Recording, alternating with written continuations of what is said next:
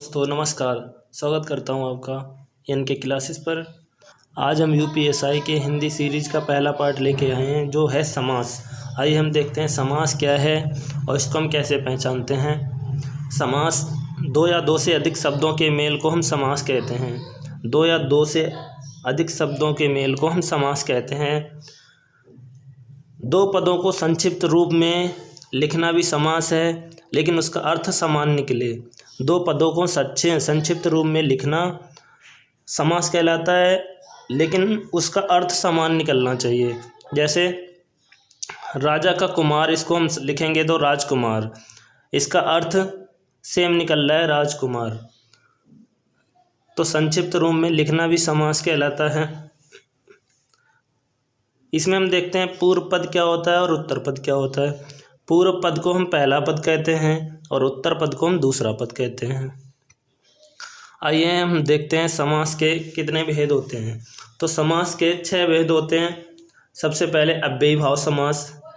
अव्ययीभाव समास में पूर्व पद प्रधान होता है। पूर्व मतलब पहला पद प्रधान होता है। दूसरा है द्वंद्व समास, इसमें दोनों पद प्रधान होते हैं। द्वंद्व समास में दोनों पद प्रधान होते हैं। तीसरा है बहुब्रीहि समास, इसमें दोनों पद अप्रधान होते हैं। द्वंद्व में दोनों प्रधान, बहुब्रीहि में दोनों अप्रधान। उसके बाद तत्पुरुष समास। तत्पुरुष समास में उत्तर पद प्रधान होता है। तत्पुरुष समास में उत्तर पद प्रधान होता है। और इसी के 2 पार्ट और होते हैं कर्मधारय, इसी से जो बने हैं। कर्मधारय समास में उत्तर पद प्रधान होता है। द्विगु समास में भी उत्तर पद प्रधान होता है। जब तत्पुरुष में उत्तर पद प्रधान होता है तो कर्मधारय, और द्विगु समास में भी उत्तर पद प्रधान होता है। हमने देखा है कि समास 6 प्रकार के होते हैं: अव्ययीभाव समास, द्वंद्व समास, बहुब्रीहि समास, तत्पुरुष समास, कर्मधारय समास और द्विगु समास। देखा, इसमें पूर्व पद प्रधान होता है, इसमें दोनों पद प्रधान होते हैं, इसमें दोनों अप्रधान होते हैं। इसमें उत्तर पद प्रधान मतलब दूसरा पद, इसमें भी दूसरा पद प्रधान, इसमें भी दूसरा पद प्रधान। अब हम इसमें सबसे पहले पढ़ेंगे द्वंद्व समास। द्वंद्व समास क्यों पढ़ेंगे? क्योंकि ये सारे समास से सरल होता है। सबसे सरल द्वंद्व समास होता है। हमने देखा द्वंद्व समास में दोनों पद प्रधान होते हैं और इसमें बीच में योजक चिन्ह लगा होता है। इसमें दोनों पद प्रधान होते हैं और बीच में योजक चिन्ह लगा होता है। जैसे हम देखेंगे रात दिन, रात और दिन, योजक चिन्ह की जगह पे और लग जाएगा, रात और दिन। इसमें दोनों पद क्या है? प्रधान है। दोनों पद प्रधान है, रात और दिन। उसके बाद देखेंगे हम आजकल, आज और कल, माता पिता, माता और पिता, भाई बहन, भाई और बहन, दादा दादी, दादा और दादी, राधा कृष्ण, राधा और कृष्ण, दाल भात, दाल और भात, दूध दही, दूध और दही, मान अपमान, मान और अपमान, पाप पुण्य, पाप और पुण्य, भला बुरा, भला और बुरा, आजकल, आज और कल, मामा मामी, मामा और मामी, काका काकी, काका और काकी। कभी कभी ऐसे भी आते हैं धर्माधर्म, धर्माधर्म। ये भी द्वंद्व समास है, क्योंकि इसमें धर्म और अधर्म निकल रहा है। धर्म और अधर्म, धर्म और अधर्म ऐसे भी दे देते हैं धर्माधर्म। धर्माधर्म में कौन सा समास है? तो हम देखेंगे द्वंद्व समास। कभी ऐसे देते हैं देवासुर, एक साथ मिला के देवासुर, तो इसमें देव निकल रहा है और असुर निकल रहा है, तो देव असुर, देवासुर। सीताराम, सीताराम में सीता और राम। पापा पाप, तो इसमें पाप और अपाप निकल रहा है, पाप और अपाप। कभी कभी ऐसे भी पूछ दिए जाते हैं, तो हम देखा कि ये कैसे है, धर्माधर्म, धर्म और अधर्म, देवासुर, देव और असुर, सीताराम, सीता और राम, पापा पाप, पाप और अपाप। उसके बाद हम देखेंगे द्विगु समास। द्विगु समास, द्विगु समास किसे कहते हैं? इस समास का पहला पद है वो संख्यावाची होता है। इस समास का पहला पद संख्यावाची होता है और उत्तर पद प्रधान होता है। उत्तर मतलब दूसरा पद है वो प्रधान होता है।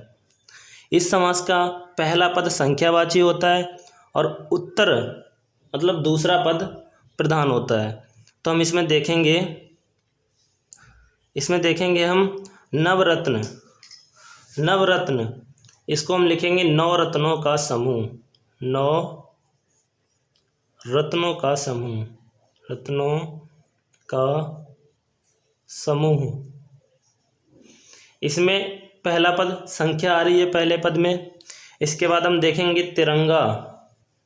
तिरंगा 3 रंगों का समूह, 3 रंगों का समूह। उसके बाद हम देखेंगे पंचवटी, 5 बटों का समूह या 5 वृक्षों का समूह। पंचवटी 5 वृक्षों का समूह, वृक्षों का समूह। उसके बाद हम देखेंगे दोपहर, 2 पहरों का समूह, 2 पहर, 2 पहरों का समूह का समूह। तो हमने देखा इन सभी में पहला पद संख्यावाची आ रहा है। पंच 2, तिरंगा में 3 और नवरत्न में 9। तो हमने देखा नवरत्न 9 रत्नों का समूह, पंचवटी 5 वृक्षों का समूह, 2 पहर 2 पहरों का समूह, तिरंगा 3 रंगों का समूह। तो हम कैसे पहचानेंगे? इसमें पहला पद है वो संख्यावाची होगा, पहला पद संख्यावाची होगा और उत्तर पद प्रधान होगा, उत्तर पद प्रधान होगा।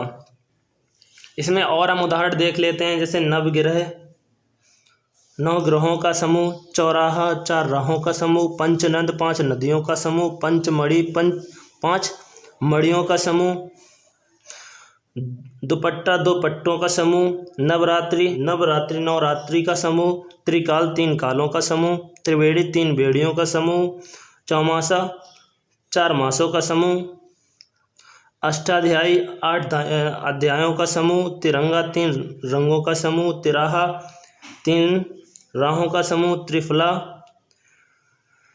3 फलों का समूह, चौपाया 4 पायों का समूह और शताब्दी 100 वर्षों का समूह, शताब्दी 100 वर्षों का समूह। उसके बाद हम देखेंगे बहुब्रीहि समास। बहुब्रीहि समास क्या होते हैं हम देखते हैं। बहुब्रीहि समास क्या होता है? बहुब्रीहि समास 2 पदों, इसमें 2 पद मिलकर कोई तीसरा अर्थ निकालते हैं, 2 पद मिलकर कोई तीसरा अर्थ निकालते हैं। इसमें दोनों पद अप्रधान होते हैं। द्वंद्व समास में हमने देखा है कि दोनों पद प्रधान हो रहे हैं, इसमें दोनों पद अप्रधान हो रहे हैं। इसमें दोनों पद अप्रधान हो रहे हैं क्योंकि तीसरा अर्थ निकल रहा है, तीसरा पद प्रधान होगा, तो इसमें दोनों पद अप्रधान होंगे। तो हम इसमें देखेंगे बहुब्रीहि समास 2 पद मिलकर कोई तीसरा अर्थ निकालते हैं। जिसमें 2 पदों मिलकर कोई तीसरा अर्थ निकले वो हमारा बहुब्रीहि समास होगा, और दोनों पद इसमें अप्रधान होते हैं, कोई तीसरा पद प्रधान होता है। जैसे हम देखेंगे त्रिलोचन, 3 है नेत्र जिसके, 3 है नेत्र जिसके, ये किस तीसरा अर्थ कौन सा निकाल रहा है? यथार्थ शिव जी। 3 है नेत्र जिसके, किसके 3 नेत्र हैं? शिव जी, यथार्थ शिव जी। तो इसके 3 है नेत्र जिसके यथार्थ शिव जी, तो इनमें तीसरा अर्थ निकल रहा है, क्या निकल रहा है? शिव जी। इन सब के अलावा कोई तीसरा पद कौन सा निकला? शिव जी। तो इसमें तीसरा पद प्रधान है, दोनों पद अप्रधान होते हैं और दोनों पद मिलकर कोई तीसरा अर्थ निकालते हैं। अब हम इसमें देखेंगे गिरिधर। गिरिधर गिर को धारण करने वाला, गिर को धारण करने वाला, तो तीसरा अर्थ इसमें निकल रहा है गिर को धारण करने वाला अर्थात कृष्ण, कृष्ण जी। तो इसमें देखा हमने कि दोनों पद किसी तीसरे की तरफ इशारा कर रहे हैं, तो हम इसे बहुब्रीहि समास कहेंगे। जैसे नीलकंठ, नीलकंठ, नीला है कंठ जिसका, नीला है कंठ जिसका अर्थात शिव जी। इसमें भी कोई तीसरा पद प्रधान निकल रहा है, इसमें भी तीसरा पद प्रधान निकल रहा है। लंबोदर, लंबा है उधर जिसका, किसका उधर लंबा है? गणेश जी। तो इसमें भी तीसरा पद प्रधान निकल रहा है। हमने देखा बहुब्रीहि समास में 2 पद मिलकर कोई तीसरा अर्थ निकालते हैं और दोनों पद प्रधान होते हैं क्योंकि तीसरा पद, दोनों पद अप्रधान होते हैं क्योंकि तीसरा पद प्रधान होता है, इसलिए दोनों अप्रधान होते हैं। उसके बाद हम इसके कुछ और उदाहरण देखते हैं। उसके बाद हम इसमें देखेंगे महावीर, महान है जो वीर अर्थार्थ, इसमें कौन किसका बात हो रही है? महान है जो वीर, हनुमान जी की। गिरिधर गिर को धारण करने वाला, विषधर अर्थात सांप, निशाचर निशा में विचरण करने वाला, निशाचर निशा में या रात्रि में विचरण करने वाला, तो इसको हम राक्षस कहेंगे अर्थात राक्षस। गिर को धारण करने वाला अर्थात कृष्ण जी, विषधर विष को धारण करने वाला अर्थात सर्प, निशाचर निशा में विचरण करने वाला राक्षस, मुरलीधर मुरली को धारण करने वाला अर्थात कृष्ण, गिरीश पर्वतों का राजा अर्थात हिमालय, पीताम्बर पीले हैं अंबर जिसके अर्थात श्री कृष्ण जी, चतुरानन 4 हैं आनंद जिसके अर्थात ब्रह्मा जी, दशानन 10 हैं आनंद जिसके अर्थात रावण, चतुर्भुज 4 हैं भुजाएं जिसकी यथार्थ ब्रह्मा जी, पांचाली चंद्रमौली चंद्र को धारण करने वाला, चंद्र किसने धारण किया है? शिव जी ने। चक्रपाणी चक्र को धारण करने वाला अर्थात विष्णु जी। तो हमने देखा इन सभी में कोई तीसरा पद प्रदान हो रहा है, जिसमें तीसरा पद प्रदान होगा वो हमारा बहुब्रीहि समास होगा। इसके बाद हम देखते हैं कर्मधारय समास। कर्मधारय समास किसे कहते हैं? इस समास में प्रथम पद विशेषण और दूसरा पद विशेष्य होता है। प्रथम पद विशेषण और दूसरा पद विशेष्य होता है और उत्तर पद प्रधान होता है, मतलब दूसरा पद होता है वो प्रधान होता है। विशेषण क्या करता है? विशेष की विशेषता बताता है। विशेषण का काम क्या होता है कि वो विशेष की विशेषता बताता है। तो इसमें दूसरा पद होता है वो विशेष्य होता है और उसी की विशेषता बताता है पहला पद। तो हम देखेंगे इसमें नील कमल, इसमें दूसरा पद ये है, पहला ये है। जो कमल की विशेषता क्या बता रहा है कि कमल कैसा है? नीला है। तो कमल की विशेषता बताई जा रही है कि नीला है वो। तो नीला है जो कमल, नीला है जो कमल, तो कमल की विशेषता क्या है कि वो नीला है। तो विशेषण क्या काम करता है कि विशेषता बताता है। काली मिर्च, मिर्च की क्या विशेषता है कि वो काली है। महाविद्यालय, विद्यालय कैसा है? महान, विद्यालय कैसा है? महान। इसके बाद हम इसमें कुछ और उदाहरण देखेंगे। पुरुषोत्तम, पुरुषों में है उत्तम। परमानंद, परम है जो आनंद, आनंद कैसा है? परम। भला मानस, मानस कैसा है? भला, भला है जो मानस। अधपका, अधपका आधा पका हुआ। महाराजा, महान है जो राजा। पीताम्बर, पीला है जो वस्त्र, वस्त्र। अंबर, अंबर होता है वस्त्र, वस्त्र कैसा है? पीला। महावीर, महान है जो वीर। हमने देखा है कि पीताम्बर और महावीर ये दोनों बहुब्रीहि समास में भी आए हैं, लेकिन एग्ज़ाम में कर्मधारय और बहुब्रीहि में दोनों ऑप्शन आ जाएं तो हम बहुब्रीहि लगाएंगे, क्योंकि बहुब्रीहि को ज़्यादा मान्यता दी जाएगी। इन दोनों को हम बहुब्रीहि लगाएंगे। वैसे ये आते इसमें भी हैं, क्योंकि पीताम्बर पीले हैं जो अंबर, तो वस्त्र की बात हो रही है। वस्त्र कैसे हैं? पीले। अगर हम बात करें पीले हैं जिसके अंबर, अगर ऐसे कह दिया जाए तो हमारा हो गया बहुब्रीहि समास। और ऑप्शन में अगर दोनों दिए गए होंगे तो हम बहुब्रीहि समास लगाएंगे। अगर ऑप्शन में बहुब्रीहि नहीं दिया जाएगा तो हम कर्मधारय समास लगाएंगे। ऐसे ही हमने देखा है महापुरुष, महान है जो पुरुष। प्रधानाध्यापक, प्रधान है जो अध्यापक। कापुरुष, कायर है जो पुरुष। महादेव, महान है जो देव। श्वेतांबर, सफ़ेद वस्त्र, सफ़ेद है जो वस्त्र। नील गगन, गगन कैसा है? नीला, नीला है जो गगन। अंधकूप, कूप। लाल छड़ी, लाल है जो छड़ी। नीलांबर, अंबर, अंबर कैसा है? नीला है। कृष्ण सांप, सांप कैसा है? काला। महात्मा, महान है जो आत्मा। दुरात्मा,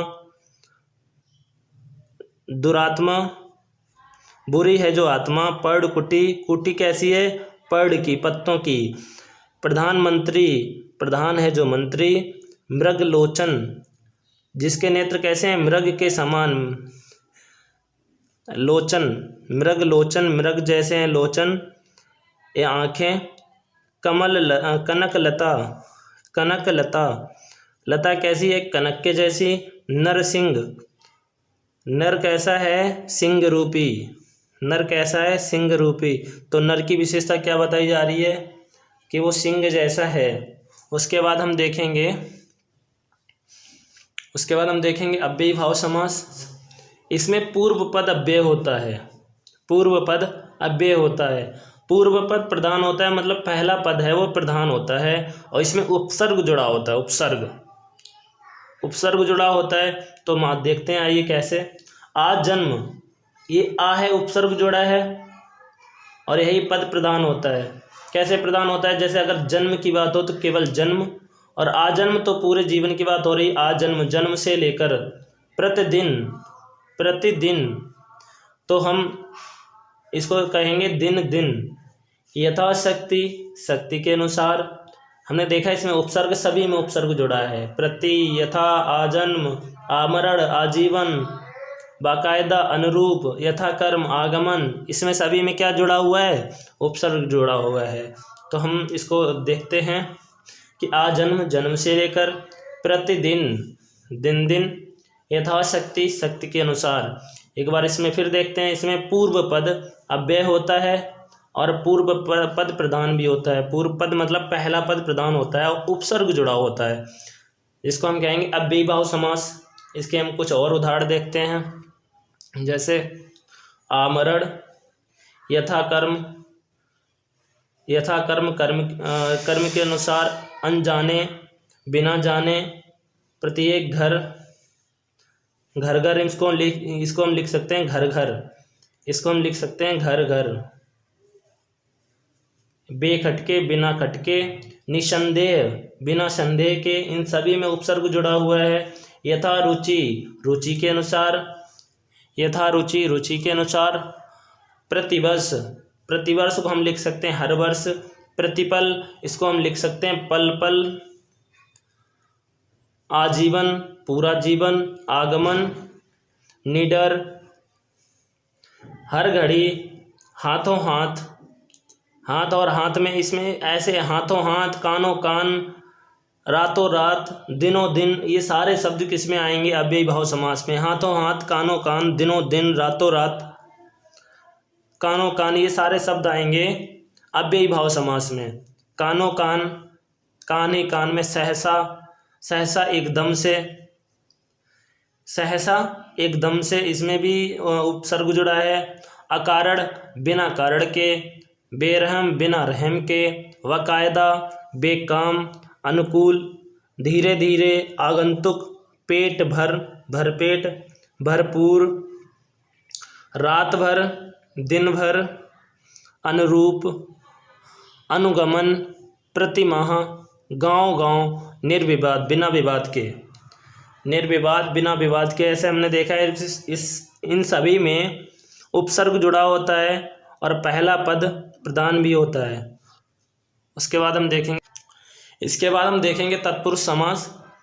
तत्पुरुष समास में पूर्व पद सहायक होता है, पहला पद है वो सहायक होता है और उत्तर पद प्रधान होता है। दूसरा पद प्रधान होता है, पहला पद सहायक होता है। विग्रह करते समय कारक चिन्ह का प्रयोग करते हैं, कारक चिन्ह, विभक्तियां का प्रयोग करते हैं। देखते हैं जरा, कारक चिन्ह पढ़ा होगा आपने। कर्ता ने कर्म को करण से, संप्रदान के लिए अपादान से अलग होकर, संबंध का की के रारी रे, अधिकरण में पर, संबोधन हे हरे, ये विभक्तियों में आपने पढ़ा होगा। इन्हीं से तत्पुरुष समास बनता है। एक बार इसको फिर पढ़ते हैं। कर्ता ने, इसको याद करने के लिए ऐसे याद कर लेना आप। कर्ता ने कर्म को कर्ण से, संप्रदान के लिए अपादान से अलग होकर, संबंध का की के, अधिकरण में पर, संबोधन हे हरे। हम देखते हैं कि इसमें पहले का और लास्ट वाले का, पहली विभक्ति का और लास्ट वाली विभक्ति का, पहले कारक का और लास्ट वाले कारक का समास नहीं बनता। समास दो से लेकर सप्तमी विभक्ति तक बनते हैं, द्वितीय विभक्ति से लेकर सप्तमी विभक्ति तक होते हैं, जिसमें हम पढ़ेंगे कर्म, इसमें को लगेगा को, तत्पुरुष, कर्म तत्पुरुष में इसमें हम सबसे पहले पढ़ेंगे कर्म को, करण से, संप्रदान के लिए, अपादान से इसमें भी लगता है लेकिन अलग होने के लिए, इसमें लगता है अलग होने के लिए, संबंध का की के, अधिकरण में पर। आइए हम एक बार इसका जरा एग्जाम्पल से समझते हैं कर्म तत्पुरुष क्या होता है। जैसे हम इसमें लिखेंगे रथ चालक, रथ चालक, रथ चालक। रथ चालक।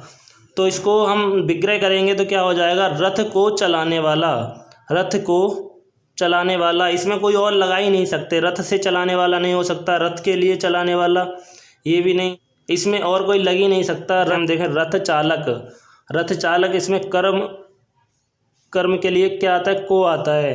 तो हम देखेंगे रथ को चलाने वाला, रथ को चलाने वाला तो इसमें क्या आया, को आया। विग्रह करते समय कारक चिन्ह का प्रयोग होता है, मैंने बताया था। तो रथ को चलाने वाला, तो इसका कारक क्या है, को। तो रथ को चलाने वाला, इसमें कोई और हो ही नहीं सकता, जैसे रथ से चलाने वाला नहीं हो सकता। रथ को चलाने वाला। इसके बाद हम देखेंगे करण तत्पुरुष। इसके बाद हम देखेंगे करण तत्पुरुष। इसमें है मुँह मांगा। इसका हम एग्जाम्पल देखते हैं, मुँह मांगा, मुँह मांगा। तो मुँह मांगा, मुँह से मांगा, इसमें से अलग होता है। तो मुँह से मांगा या मुँह द्वारा मांगा, मुँह द्वारा मांगा। या भूख मरा, भूख मरा, भूख से मरा। तो किससे जुड़ते हैं, ये से जुड़ते हैं सभी, से या द्वारा से। भूख द्वारा मरा या भूख से मरा। जैसे संप्रदान, संप्रदान में लगता है के लिए, संप्रदान में लगता है के लिए। तो हम देखेंगे पाठशाला, इसमें हम देखेंगे पाठशाला, पाठशाला। तो हम जब इसको विग्रह करेंगे तो पाठ के लिए शाला, तो इसमें के लिए ही आएगा, के लिए के अलावा कोई आ ही नहीं सकता। पाठ को शाला आ ही नहीं सकता, पाठ से शाला आ ही नहीं सकता। तो क्या आएगा, पाठ के लिए शाला, पाठ के लिए शाला। इसमें और देख लें, देवालय, देवों के लिए आलय, देवालय देवों के लिए आलय। तो इसमें संप्रदान में के लिए का प्रयोग होता है, के लिए। इसके बाद हम देखें अपादान। इसमें भी से का प्रयोग होता है, लेकिन यहाँ जुड़ने के लिए, यहाँ अलग होने के लिए। हमने देखा मुँह मांगा, मुँह से मांगा, जुड़ाव हो रहा है। भूख मरा, भूख से मरा, किससे मरा, भूख से मरा। तो इसमें जुड़ाव हो रहा है, लेकिन इसमें अलग होगा। जैसे पेड़ से पत्ते गिरते हैं, तो पेड़ से पत्ते गिरते हैं, तो पेड़ से पत्ते क्या हो रहे हैं, अलग हो रहे हैं। पेड़ से पत्ते क्या हो रहे हैं, अलग हो रहे हैं। तो जहाँ पर अलग होने के लिए से का प्रयोग होता है, वहाँ पर अपादान तत्पुरुष होता है, अपादान तत्पुरुष होता है। जैसे नेत्रहीन, जैसे नेत्रहीन, नेत्रहीन। तो ये क्या हुआ, अपने नेत्रों से हीन हो गया, नेत्रों से हीन। इसका हम विग्रह करेंगे तो नेत्रों से हीन, मतलब इसके नेत्र उससे क्या हो गए, अलग हो गए, मतलब वो नेत्र से हीन हो गया। इसके बाद हम पढ़ेंगे बंधन मुक्त, बंधन मुक्त, बंधन मुक्त। बंधन मुक्त क्या है कि बंधन से वो मुक्त हो गया, बंधन से अलग हो गया। तो जहाँ पर अलग होने के लिए से का प्रयोग होता है, वहाँ पर हम अपादान तत्पुरुष लगाते हैं। जैसे दे दिया जाएगा, रोग मुक्त में बताओ कौन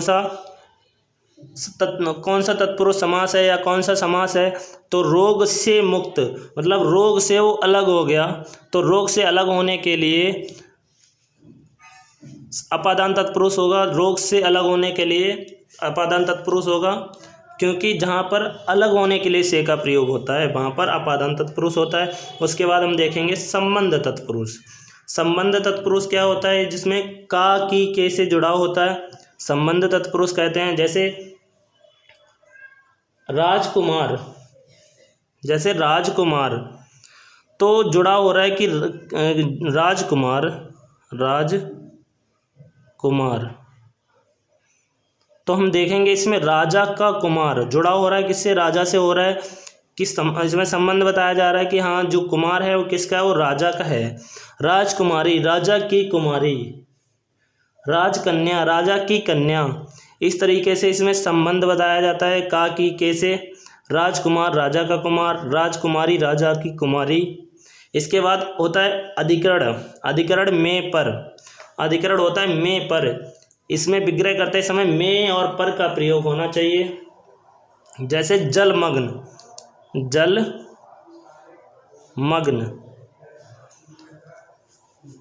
तो हम इसमें विग्रह करेंगे तो जल में मग्न क्या हो जाएगा, जल में मग्न, में आ गया, जल में मग्न, कोई और लगा ही नहीं सकते हो आप। जल को मग्न नहीं, जल से मग्न नहीं, जल के लिए मग्न नहीं, क्या होगा, जल में मग्न, जल में मग्न,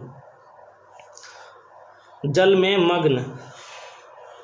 इसके बाद हम देखेंगे अपबीती, अपबीती, तो इसमें भी अपबीती में आप पर बीती, इसका विग्रह कर कैसे कर सकते हैं, आप पर बीती, जल में मग्न, आप पर बीती। तो इसका विग्रह करते समय में पर का प्रयोग होता है। एक बार इनको याद करते हैं। जैसे कर्ता ने कर्म को करण से संप्रदान के लिए अपादान से अलग होकर, जहाँ पर यहाँ भी से आएगा लेकिन अलग होने के लिए, अपादान से अलग होने पर संबंध काकी के, अधिकरण में पर संबोधन है अरे, और इसमें कर्ता का और संबोधन का समास नहीं बनता है। बाकी द्वितीय विभक्ति से लेकर सप्तमी विभक्ति तक समास बनते हैं जो हमने देखे हैं। कर्म को से जोड़ता है, करण से संप्रदान के लिए, अपादान से अलग होने पर, संबंध काकी के, अधिकरण में पर। इसके बाद हम देखेंगे इनके और एग्जाम्पल देखते हैं। आइए देखते हैं। सबसे पहले कर्म, इसमें किससे अलग होता है, विग्रह करने के लिए को का प्रयोग होता है। जैसे हम देखेंगे रथ चालक, रथ का चालक, या रथ को चलाने वाला, रथ को चलाने वाला, यश को प्राप्त, स्वर्ग को प्राप्त, परलोक को गमन, सभी को प्रिय, जन को प्रिय, गगन को चूमने वाला, शरण को प्राप्त करने वाला, जेब को काटने वाला या जेब को कतरने वाला। तो हमने देखा इसमें सभी को का प्रयोग होता है। विग्रह करते समय हम को का प्रयोग करना पड़ेगा। इसके बाद हम देखें करण, इसमें होता है से लेकिन जुड़ाव के लिए, मुँह मांगा, मुँह से मांगा, सुरचित, सुंदर रचित, हस्तलिखित, हाथ से लिखित, भूखमरा, भूख से मरा, मन गढ़त, मन से गढ़त, तुलसी कृत, तुलसी द्वारा कृत, अकाल पीड़ित, अकाल से पीड़ित, आँखों देखा, आँखों द्वारा देखा या आँखों से देखा, भयाकुल, भय से व्याकुल, करोड़ापूर्ण, करोड़ से पूर्ण, मन माना, मन से माना, अकाल पीड़ित, अकाल पीड़ित, अकाल से पीड़ित, अकाल पीड़ित हम देख चुके हैं। भूख मरा, भूख से मरा, ये भी देख चुके हैं। रस भरा, रस से भरा, मन चाहा, मन से चाहा, मन से चाहा, अकाल पीड़ित, अकाल से पीड़ित, भूख मरा, भूख से मरा, रस भरा, रस से भरा, मन चाहा, मन से चाहा। तो हमने देखा इसमें सभी से जुड़ाव हो रहा है। इसके बाद हम देखेंगे संप्रदान, इसमें आता है के लिए, संप्रदान के लिए। तो हम देखेंगे इसमें के लिए कुछ एग्जाम्पल इसमें देखेंगे। पाठशाला, पाठ के लिए शाला, लोक हितकारी, लोगों के लिए हितकारी, देवालय, देवों के लिए आलय, राह खर्च, राह के लिए खर्च, सत्याग्रह, सत्या के लिए ग्रह, देशार्पण, देश के लिए अर्पण, हथकड़ी, हाथ के लिए कड़ी, चिकित्सालय, चिकित्सा के लिए आलय, गुरु दक्षिणा, गुरु के लिए दक्षिणा, देशभक्ति, देश के लिए भक्ति, युद्धाभ्यास, युद्ध के लिए अभ्यास, परीक्षा उपयोगी, परीक्षा के लिए उपयोगी, डाक गाड़ी, डाक के लिए गाड़ी, मालगाड़ी, माल के लिए गाड़ी, युद्ध भूमि, युद्ध के लिए भूमि, तपोवन, तप के लिए भूमि, व्यायामशाला, व्यायाम के लिए शाला, पुस्तकालय, पुस्तकों के लिए आलय, पुष्पदान, पुष्प के लिए दान, देशभक्ति, देश के लिए भक्ति, माल गोदाम, माल के लिए गोदाम, विधानसभा, विधान के लिए सभा, रसोई घर, इसमें और कह सकते हैं रसोई घर, रसोई के लिए घर। इसके बाद हम देखेंगे अपादान के कुछ उदाहरण। जैसे पाप मुक्त, पाप से मुक्त, इसमें सभी होगा अलग होने के लिए, से तो आएगा लेकिन अलग होने के लिए आएगा। तो हम देखेंगे इसमें सभी में से आएगा लेकिन किसके लिए आएगा, अलग होने के लिए। पाप मुक्त, पाप से मुक्त, धनहीन, धन से हीन, बंधन मुक्त, बंधन से मुक्त, कर्तव्य मुक्त, कर्तव्य से मुक्त, आवरणहीन, आवरण से हीन, रोग मुक्त, रोग से मुक्त, जन्मांध, जन्म से अंधा, ऋण मुक्त, ऋण से मुक्त, गुणहीन, गुण से हीन, पथ भ्रष्ट, पथ से भ्रष्ट, जीवन मुक्त, जीवन से मुक्त, नेत्रहीन, नेत्र से हीन, जाति भ्रष्ट, जाति से भ्रष्ट, जलहीन, जल से हीन। इसके बाद देखेंगे हम संबंध। इसमें का की के आता है, संबंध तत्पुरुष, संबंध तत्पुरुष के कुछ उदाहरण, जैसे भूदान, भू के लिए दान, राष्ट्र गौरव, राष्ट्र का गौरव, प्रेम सागर, प्रेम के लिए सागर, राजपुत्र, राजा का पुत्र, राजकुमारी, राजा की कुमारी, देश रक्षा, देश की रक्षा, राजाज्ञा, राजा की आज्ञा, अमृत धारा, अमृत की धारा, घुड़दौड़, घोड़ों की दौड़, राजकन्या, राजा की कन्या, गुरु सेवा, गुरु की सेवा, गंगा जल, गंगा का जल, विद्या दान, विद्या का दान, समय अनुसार, समय के अनुसार, गृह स्वामी, घर का स्वामी, राजसभा, राज के लिए सभा, जल धारा, जल के लिए धारा, भारत रत्न, भारत का रत्न, पुष्प वर्षा, पुष्प की वर्षा, उद्योगपति, उद्योगों का पति, सेनापति, सेना का पति, दरबार, राज दरबार, राजा का दरबार, देश रक्षा, देश की रक्षा। इसके बाद हम देखेंगे अधिकरण। अधिकरण तत्पुरुष, इसमें में पर, विग्रह करते समय में पर का प्रयोग होता है, जैसे मृत्युंजय, मृत्यु पर विजय, जलमग्न, जल में मग्न, रथासीन, रथ पर आसीन, आत्मलीन, आत्मा में लीन, भावमग्न, भाव में मग्न, जलयान, जल में यान, शोकमग्न, शोक में मग्न, कार्य कुशल, कार्य में कुशल, अपबीति, आप पर बीती, कवि श्रेष्ठ, कवियों में श्रेष्ठ, पुरुषोत्तम, पुरुषों में उत्तम, पुरुषोत्तम, पुरुषों में उत्तम, कला निपुण, कला में निपुण। तो हमने देखा इन सभी में विग्रह करते समय में और पर का प्रयोग होता है। तो आप लोगों को हमारी ये सीरीज़ का पहला पार्ट कैसा लगा? आप हमसे लगातार पढ़ने के लिए हमारे चैनल को सब्सक्राइब करें। Thank you.